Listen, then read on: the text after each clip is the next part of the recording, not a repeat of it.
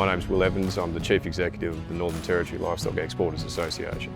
So this is an Entegra Ridgeback shed. At the time when we built it in 2017, it was the first one that had been built in Northern Australia. There's now a number of them that have begun to pop up for feedlots and different production systems around Australia, but we're very happy with the design and the way it performs. So the sheds are designed in a way to draw the heat off the cattle, and the heat that comes off the cattle goes out through the centre of the roof and actually creates its own airflow. So when we have more cattle underneath the sheds, it's actually cooler under here than it is outside. In the wet season we get metres of rain every year, and then in the dry we obviously have some pretty seriously high temperatures. So this facility allows us to control both those things. And in the wet, it allows us to keep cattle out of the rain and out of the water. And then in the dry, it allows us to keep them in the shade and keep them cool.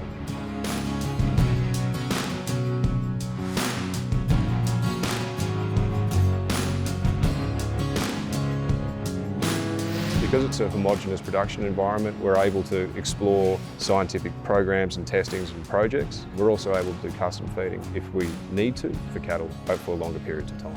We began construction of the sheds in 2017. Really what they were designed to be was a showcase for what can happen when industry and government work together and really commit resources and funding to animal welfare.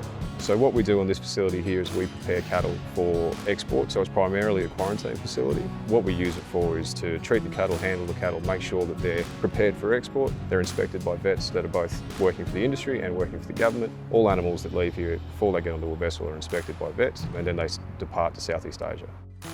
We do notice that the cattle perform very well, and we find that they adjust to being ready for export very quickly. They put on weight and they're very happy to be underneath the sheds and in the shade. We are the closest to Darwin Port, but there are 4 others that are key export facilities between here and Katherine.